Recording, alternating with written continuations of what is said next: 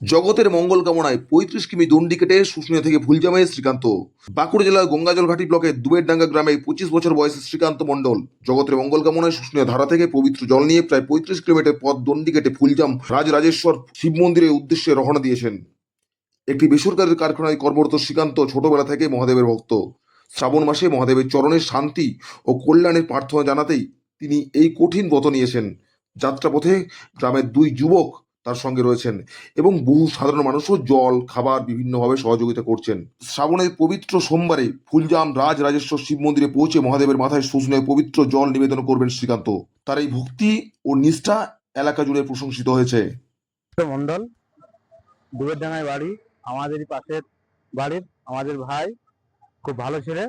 ১৩ তারিখ থেকে শুশুনিয়ায় সে জল নিয়ে ফুলজামে সোমবার দিন ঢালবে শিবের মাথায়, এবং সে ঈশ্বরের প্রতি তার অগাধ বিশ্বাস এবং সে মানুষের মঙ্গল কামনায় সবাইকে যাতে ভালো রাখে সেই ইচ্ছাতেই সে শিবের মাথায় জল ঢালছে।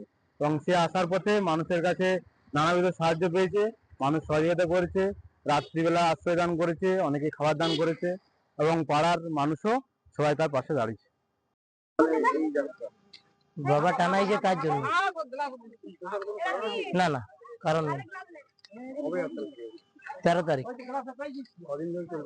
এটা ৮ দিন শুরু হয়েছে শুশুনিয়া, শেষ হবে ফুলজাম।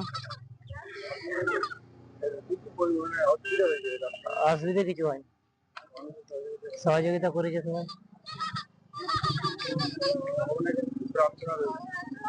সবাইকে ভালো রাখুক, সুস্থ রাখুক। শ্রীকান্ত মন্ডল, মেকানিক্যালে কাজ করি।